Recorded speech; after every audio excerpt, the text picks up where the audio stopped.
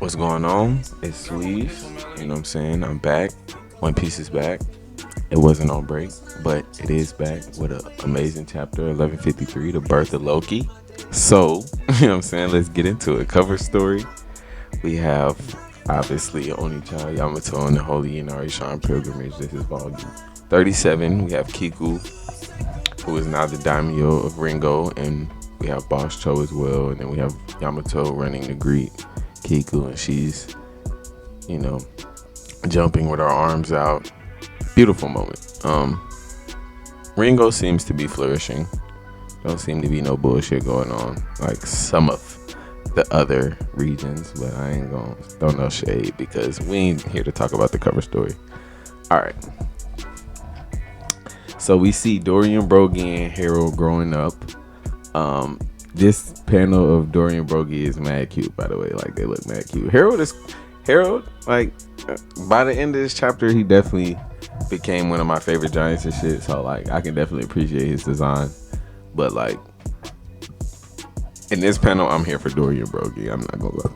Ooh, excuse me. I'm not gonna lie. I'm here for Dorian Broggie, and I got what I came for. These niggas mad cute. This nigga, Dory, got a fucking knot that fucking is going through his helmet. Like, what the hell? Like, the nigga got a knot through his helmet. Like, that shit is actually crazy. Anyways, so it goes to talk about how Harold was, because he was born into the bloodline of the ancient giants, and that being born into the bloodline of ancient giants, that seems important even more than just specifically being born in Elbaf, because this chapter goes on to show us that being born in Elbaf is important, but it seems like being born to the bloodline of the ancient giants is even more important, but we'll get into it. But it goes to say how he possessed, you know, a strong body. He was super big, and he was spoiled. Like, he had a high status, so he grew into an arrogant little dickhead that nobody could really tell no. Like, nobody had ever told him stop. No, nobody could rein him in. The exact phrasing in TCB is he grew into an arrogant and unruly rogue that no one could rein in. So boom, we fast forward back to where we are with Harold, around the time, like, I guess shortly after he stamped the giant that was looking for the princess in the castle last chapter. And we get the scene where he's laying on the, and y'all gotta pay attention to how big this nigga is. If you look at the other giants on the ship, and even Ida later in the chapter, they're standing on the handrail like this, like normal humans would do to a normal handrail. Harold is laying, and it's not the handrail, I forget what it technically is on the ship, but we're just gonna call it a handrail because it's at handrail height and it's functioning as a handrail when they lean on it. But anyways, Harold is leaning back. Hey, how did I not peep? I'm tripping. How did I not peep this the first time? We'll talk about this sword in a second. Anyways, he's leaning back and his legs are up on the handrail like it's a footrest, like it's a side extended footrest or some shit. This nigga's big as fuck. And then he digs a booger with his pinky and flicks it, and it's like a cannonball. The nigga flicks a fucking projectile booger ball, and that bitch makes a huge splash of water. Like, this nigga Harold really did have, you know, monstrous strength and a colossal body, and of course high status because he's the prince / king to be of Elbaf. Anyways, his sword, which I think is the exact same sword that's in Ja Rule's fucking face, this sheath is beautiful. Yo, this sheath is beautiful. Like, it's all white, and then I assume that the tip, I don't know the freight, because this is a long sword. So I if it was a katana, well,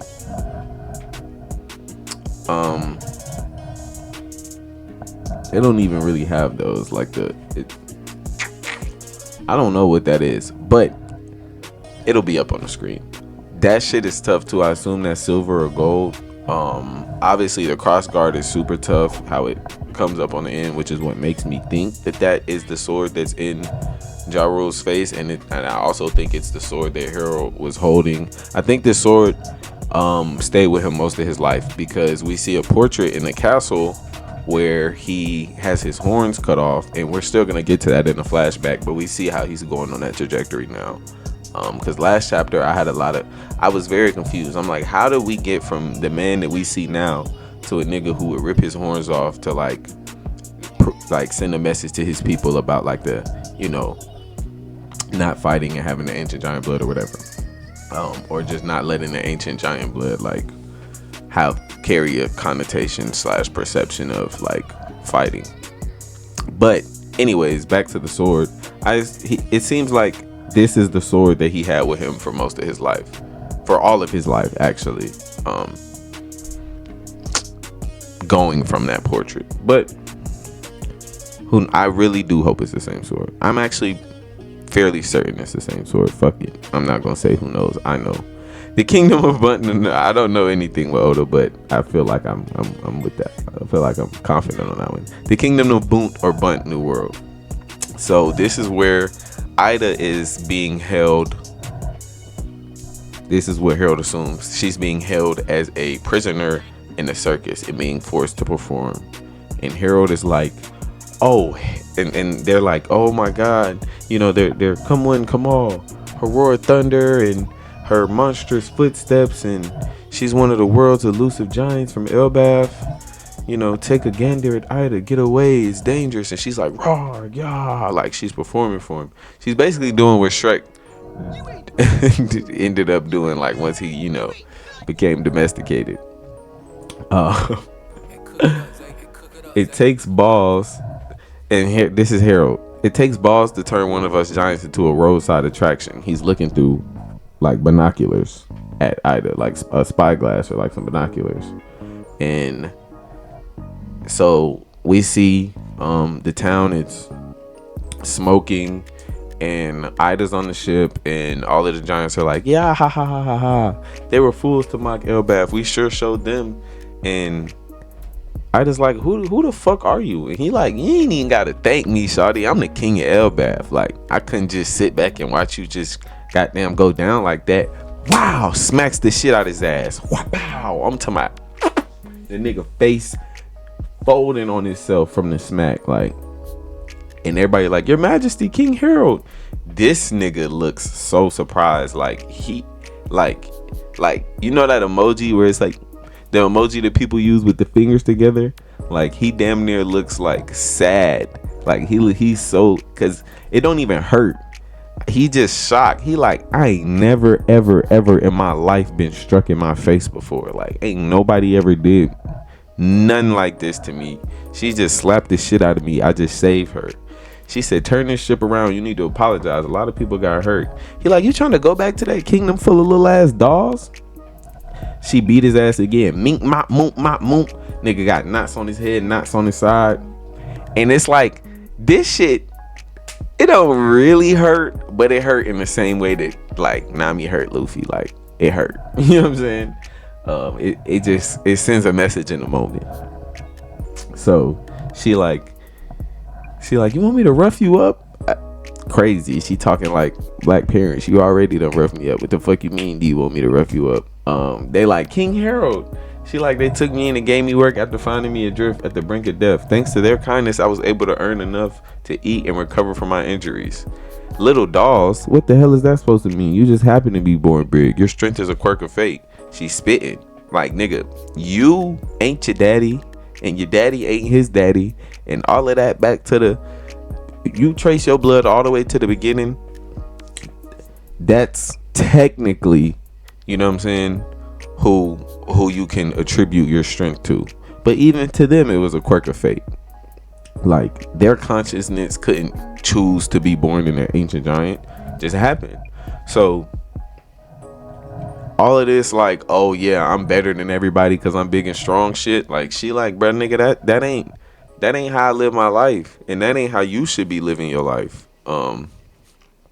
So she's like, don't kid yourself into thinking you're better than humans, you arrogant disgrace. This kind of crap is why all of us other giants are always lumped in with you Elbaf savages. Because like we saw last chapter, or even in 1151, and even some in Little Garden, and you see even some of the perception we got when we met Oimo and Kashi, and just certain propaganda we've got about the giants is like they are feared. They're the feared warriors of Elbaf. Like they terrorize the seas. So she's saying like, fuck nigga, this is the reason why people fear us. Like why people are so scared of us, and why it's hard for us giants who aren't fighters and shit like that to like live. And we see that with Saul. Even though like he was a Marine, Saul's not really a fighter. And Saul says that out of his own mouth.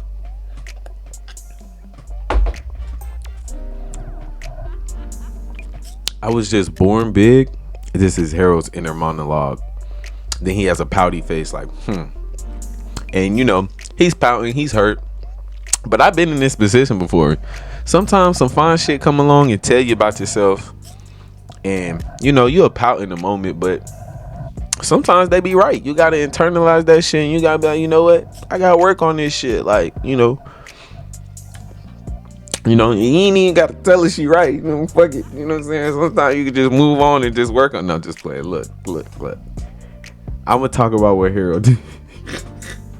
So we see a little flash, a little montage, like a little montage of panels of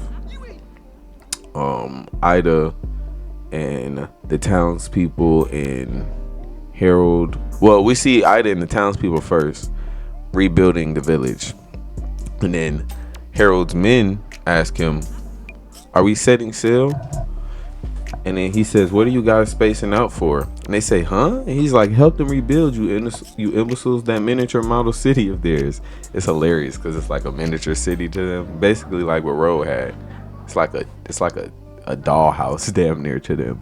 But it means something to Ida. And Harold is starting to understand that it means something to her, and just as much as it means something to her, it means something to the people of the town. And he's starting to understand that he's no better than the people of the town. And that gets tied in a second. Their construction techniques are completely different. So that was like just interesting to me, because that's like you see the wheels turning in Harold's head for like starting to like understand why it's important to connect with the outside world. Because he's learning, he's seeing new things, like he's seeing ways to build things that he would never have seen on Elbaf, and he would have never seen if he hadn't met Ida, because he was all about destroying things, which also gets tied in later. He was all about destroying things. He wasn't really about observing culture or interacting or trade or commerce or anything like that. Diplomacy, that wasn't his MO. Pull up, fuck your shit up, dip. Like that was him. We'll teach you some stuff for when you get back to Elbaf. Your use of spices is something too. I've never eaten anything with this much flavor before. And the quality of your fabrics, they're so sophisticated. Humans sure are good with their hands. So he goes on to learn so much more about them after the building. And he even bows to the king, which is bows to the leader of the Bunt kingdom. Well, I guess the king, yeah. The king of the Bunt kingdom. He even bows to the king, which is him realizing that he's no better than the people of the village, because if they have to bow, you have to bow. You're not in Elbaf. So he's learning to be humble, and it's amazing. We have a panel of Ida reaching out her hand to him, and like I assume grabbing her hand, and because then she has that same hand on his back while he's bowing, but grabbing his hand and leading him to bow. Beautiful relationship. They're not a relationship yet, but they're getting close. They're developing feelings for each other at this point. So now we have the kids climbing him. He's doing the Nika dance with all of the people of the town. And Ida says, look at it like this, Harold. The destruction of anything in this world is a waste. And that goes into just to show what he's been doing before is the wrong way to go about it, especially if you're a leader. If you're supposed to be helping your country and making decisions for your country and just if you're supposed to have the betterment of Elbath at the forefront of your mind, then you can't destroy you can't destroy everything you come across, because there's so much benefit outside in the world. But sometimes you do gotta destroy a fuck nigga. And I think that was the problem last chapter with Ja Rule and Loki. I was born on Samoan Island in the South Blue. We have a translation note about Samoan actually, and it says can literally mean not chilly. We believe it's just a pun on Samu Kanai. Hokkaido has a few place names that end in "nai," so maybe it's a joke contrasting the cold of Hokkaido with the tropical nature of our seas, of our South Seas, South Blue. But yes, that's what Samoan means, and that is where Ida was born. Hold on.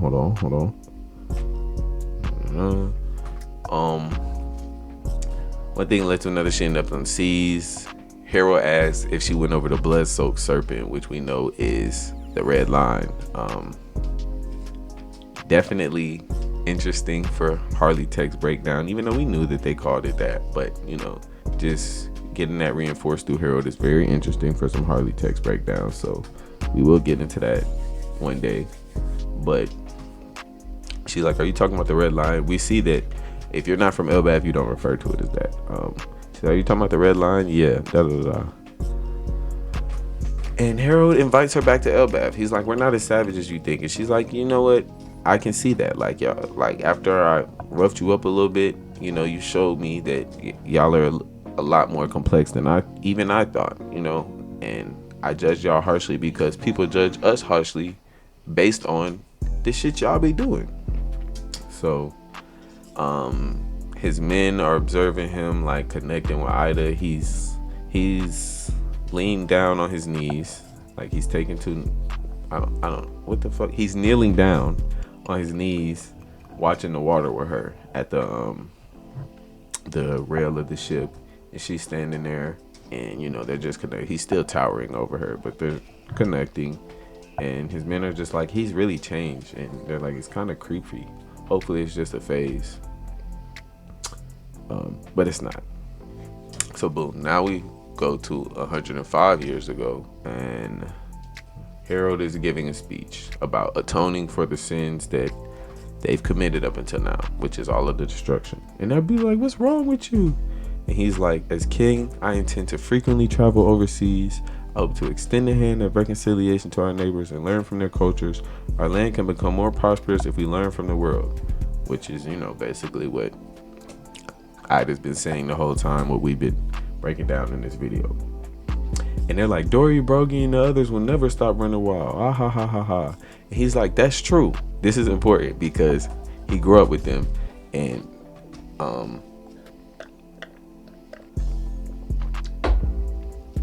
as you can see, most giants, I'm talking about vast, very, very, very vast majority of them, Harold feels like, I'm stronger than you, I can subjugate you. Like, that might not necessarily be the word, but he can control them. Like, I can lead you, I can have you under me comfortably and know that, like, nigga, I'm your senior. But with Dorian Brokey, he's like, nah, y'all are right, I can't control them niggas, but at the same time, like, I grew up with them niggas, I respect them niggas, and I know that they never have failed to treat humans fairly and honorably. Like, I was more fucked up than them niggas before I met Ida. They've always been like, honorable to whoever. They've always had real nigga honor code. Like, they've always been thorough. So we don't really have to worry about them. And then another thing to note in this chapter is they're like, we can still hold on to our warrior ways, right? And Harold's like, we may have to reconsider some traditions if other countries feel threatened, but he's not saying to stop fighting. Never in this chapter is he saying to stop fighting. Like, I want people to realize, like, he ain't saying that. So we got Jarul and Jarul. They're like, Zababa, what a change, a tumultuous journey ahead. And Ida's like, Elbath is blessed. Then boom. So he goes on to talk about, like, for example, exchanging diplomats with another nation in the speech. And the people are like, so, and I might be reading this wrong, and it could be a personal conversation with Ida, and she's assuming the role that I'm assuming that Harold is taking, but this is what I think it is. And it's just showing a, you know, a montage of him mulling over things and, you know, just connecting. But anyways, he's just giving them an example, like, and they're still like, oh, it's like a fancy hostage deal. Like, they don't know how to, like, stop thinking in war situations. And they're not saying, like, oh, yeah, we'll treat them like a hostage, because they're saying a fancy hostage deal. Like, they get the gist of it, of like, exchanging a diplomat with another nation, and building cultural understanding, but they still are, like, speaking in war terms. And Harold's like, no, that's not it. Like, we need to forge connections.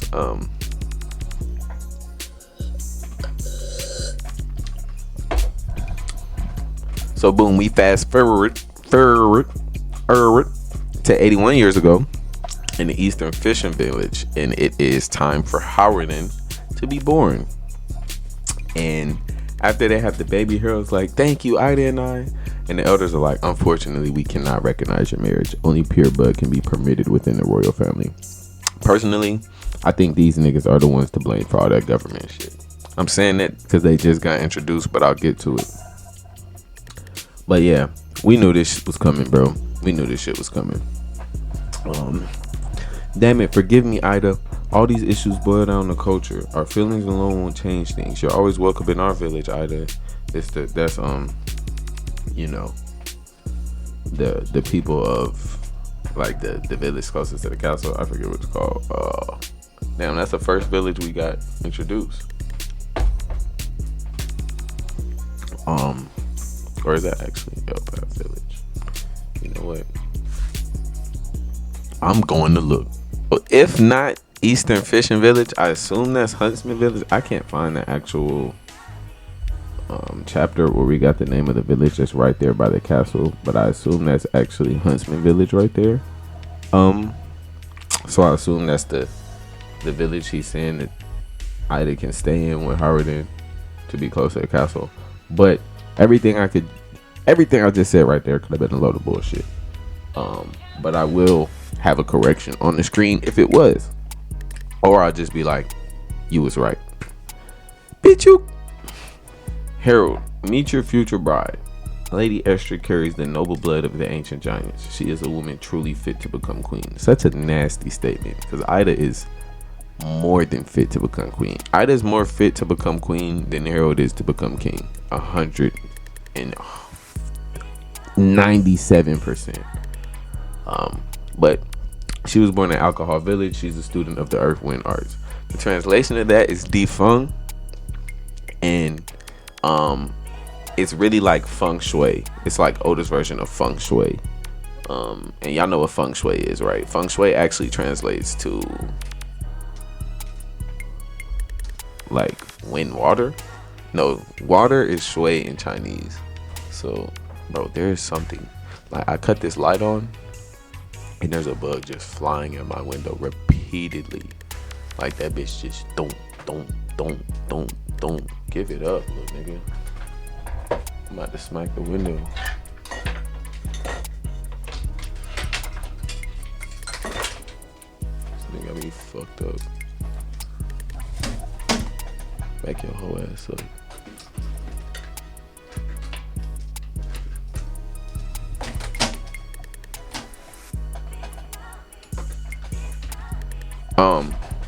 But yeah, y'all know what feng shui is. Like, when people are like, oh, the like the alignment of the room and certain like vibes and colors and just pieces of furniture, like certain types of wood or types of like materials that go into the construction of certain pieces of furniture, like they all matter and everything must be, you know, saged and da. Which, you know, certain things are important, but they be overdoing it, right?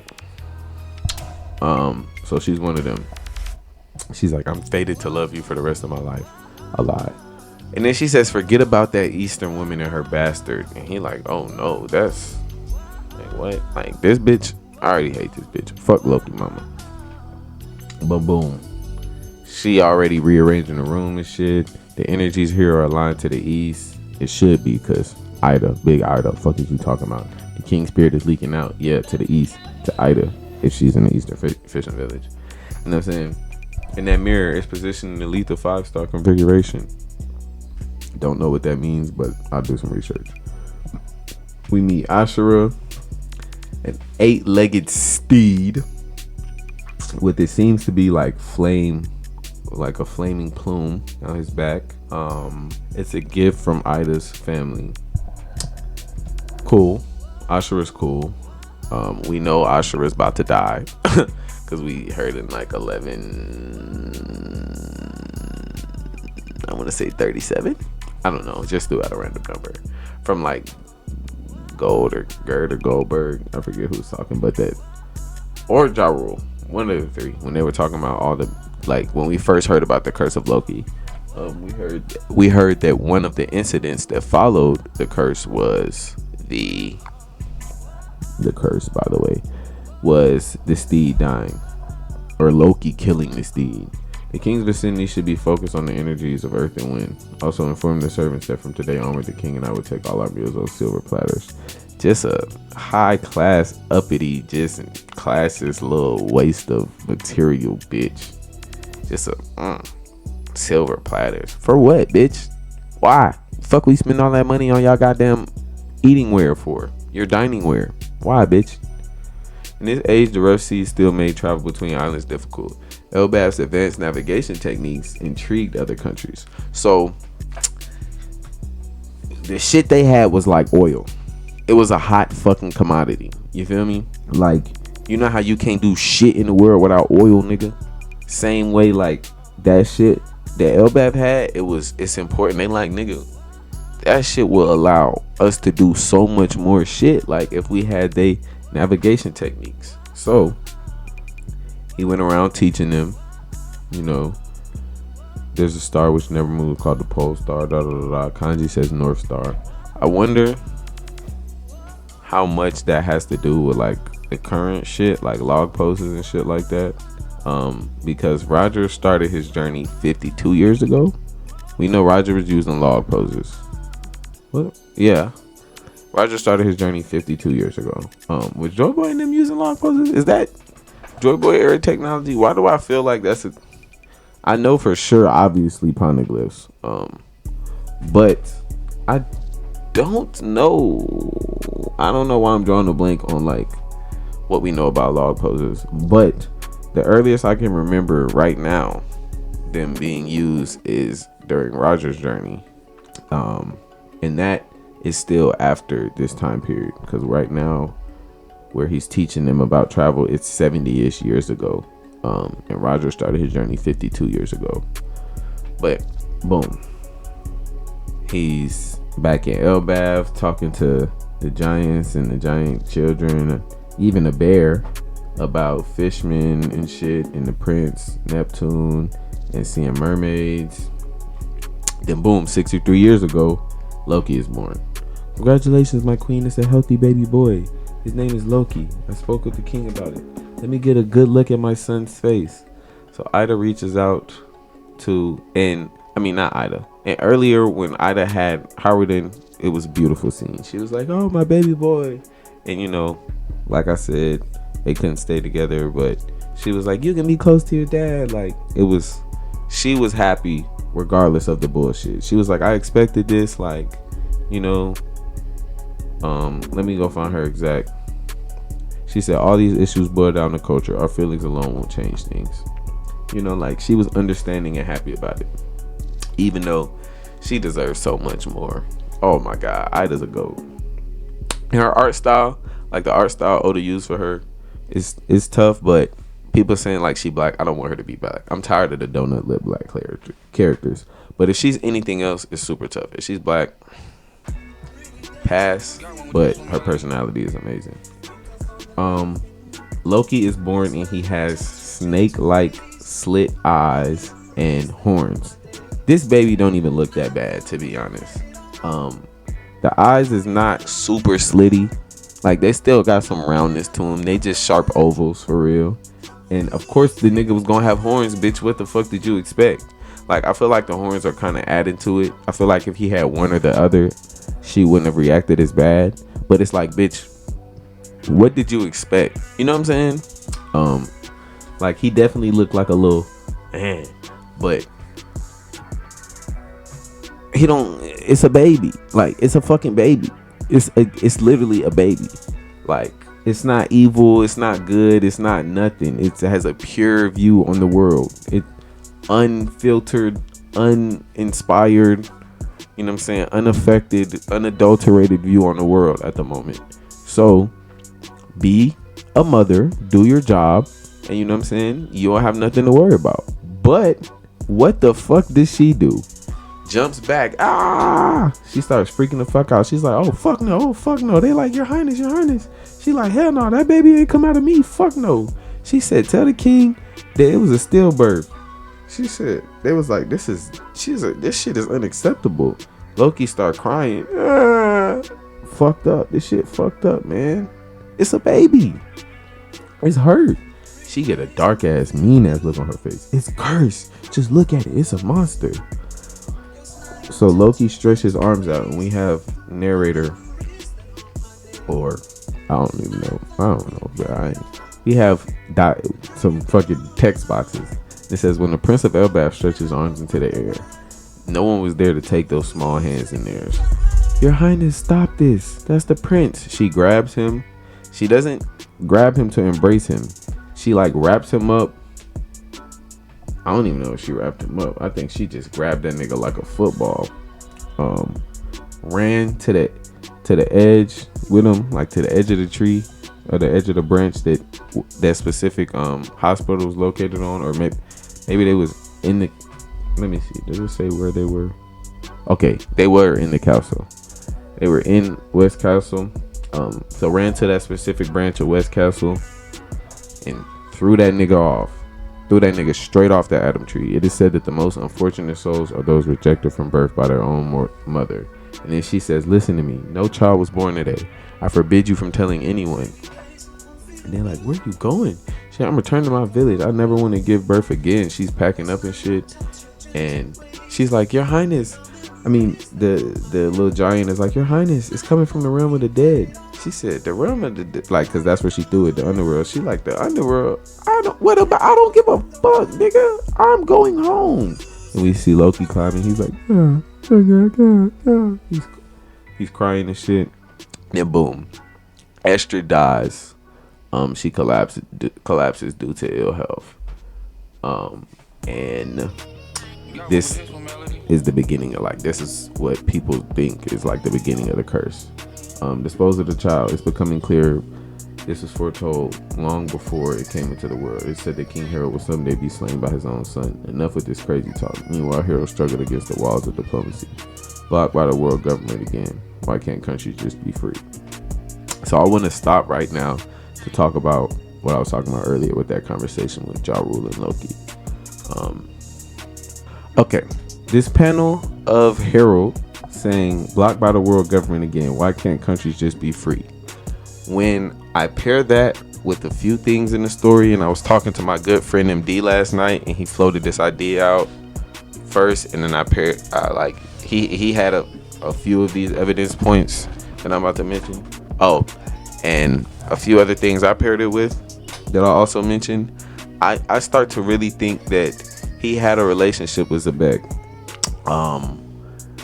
We see, like I said, we have this panel of him saying that we know that Rox, his ambition was to be king of the world, and then he opened hostilities, or they, being the Rox pirates, opened hostilities directly against the world government, like some kind of terrorist organization. We know that Loki really looked up to Rox, and we know that Rox visited Elbaf. And we know that Loki, spoke or we know that Rox spoke to Loki and said that I didn't come here to meet a whelp like you. Stop making me repeat myself. So Rox has been to Elbaf. It seems like he had been there multiple times. Based on the way that Loki was talking, just just the familiar language and stuff he was using, and saying that it pained me that I was only a boy at the time. Just like figure like he visited a few times during a time period, and then him saying stop making me repeat myself, like that gives me the feeling that they had been there a few times. And then the last two things the last thing that makes me think that he had been there a few times and that he had a personal relationship with Harold is when Loki said, I have no interest in a man who sell his soul to the government. These are the people who kill rocks. If Elbaf is going in that direction, they'll make an enemy out of me. I don't think Loki is the type, based on his current characterization. I do want to make this distinction because we do know that he was a dickhead before. But based on his current characterization, I don't really see Loki necessarily getting mad over Harold's decision to like align with some people who killed somebody that he has a personal with, like a personal connection to, unless Harold also had a personal connection with that person and Loki's just feeling like, bro, what the fuck, like that was your man's, that was our man's, and that's how you do, like that's fucked up. Also, Harold never was shy like to the pirate life. He was like, he operated like a pirate before Ida, and Dory and Brogy are like his main man. So, you know, he doesn't really have any disposition towards aligning himself and allying with pirates. So if we're lucky, we'll get to see that XEBEC and Harold meeting and get to explore more of their relationship. I'm not sure how deep or beneficial it was to either side, if it existed, but yeah. And there's a few other things we might get to see in the flashback, which I'll make a video about before we get the next chapter. So rest of the chapter, he's your little brother. Don't you want to see the little guy? If he's not your kid, mom, then there's no way I can call him my little brother. Oh, sweetie, you're so cute even when you say such awful things. This shit is like, damn. Either HARALD was just, you know, just an advanced little baby. He was observant and he just realized like he already peeped like what's going on. He like, damn, like I'm the king's son, but I only really get to visit in the castle. And I wonder, was Harold allowed to like take HARALD in on business trips and shit with him? I hope so, and I would like to think so, but who knows? But I know he peeped like, damn, like I can only visit in the castle. Like I can't live here, I can't sleep here, my mom can't sleep here. Or they were already like, he was already getting called a half-blood and shit like that. It was already certain mistreatment of them just based on the fact that Harold had a child with an outsider. So I'm like, damn, that's kind of fucked up. If it was the latter. If it's the former, shout out to HARALD for catching on early and riding with my dukes. From then on, every misfortune that struck Elbaf was chalked up to Loki's curse, which we already saw that the first time we talked about Loki's curse, and we're about to see in the coming chapters, we're going to see all of these misfortunes happen. We're probably going to see the horse die next chapter, and might have the Mother Carmel incident, you know, Lin incident talked about maybe.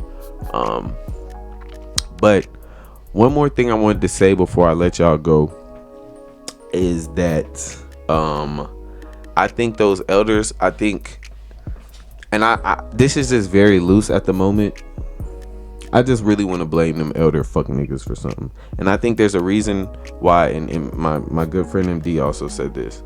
I think there's a reason why Ja Rule is the oldest giant, but he's not an elder. Like I think he decided not to be one, or like you can't be one because they fucked up and Ja Rule not fucked up enough. I don't know. But I think they seen what Harold was doing, trying to trade and connect with the world, and they wasn't necessarily fucking with it. But like, you know, nobody can rein him in. But like they didn't like they still have the power to obviously ordain his marriage. So they didn't ordain his marriage. They're like, nigga, that's one thing we not gonna do for you. We'll fuck how strong you is. Anyways, though, I think they seen what he was doing, and they didn't necessarily like it. But they was like, if you gonna do it, fuck nigga, we got some shit for you to do. Go pay that tax to the world government, sign that little devil contract. You know what I'm saying? Make a little date with the devil. Dance with the devil, and that's how you do that shit. Which Harold, because you could see Harold didn't want to do that, bro. Like, it seems like the world government was like an obstacle in his mind. Like, and I don't think he viewed them as an obstacle that was like a talkable obstacle, or like somebody he could just go to and like bend the knee and then like his problems would be solved. Like, and to me it looked like he viewed them as an obstacle he needed to remove from the situation. Like, how do I either get these niggas out the way, which is kind of the old Harold, so I think it was more the latter, what I'm about to say, or how do I just like operate without these niggas playing a part, like without them being a factor. I don't think he wanted to like sign that deal for real. So yeah, I just wanted to say that. And yeah, this was a really good chapter. It's a break next week, but I'm excited. I'm fucking excited. Other channel is getting going and shit. You know what I'm saying? That shit getting going. So if you read Kagurabachi, and if you want to see me talk about anything else fiction, I'm watching Dune right now. I'm about to watch To Your Eternity. I'm definitely making Soul Eater videos on there soon. What else do I feel compelled to make a video about? I probably make a video about the newer Percy Jackson books whenever I get around to reading them. I'm not even counting on my finger. I'm just holding up one finger the whole time. But yeah, if y'all fuck with any of that, it's probably gonna be mostly Kagurabachi over there. But if y'all fuck with any of that, come see me on there. And yeah, I'll see y'all next time with the One Piece shit, man. Great chapter, man. 37.7 out of 10. Elbav! Shout out Tekken. I finally get to watch this video now because I recorded mine. All right. It's kind of hard to say I'm having one, cause I didn't get so many.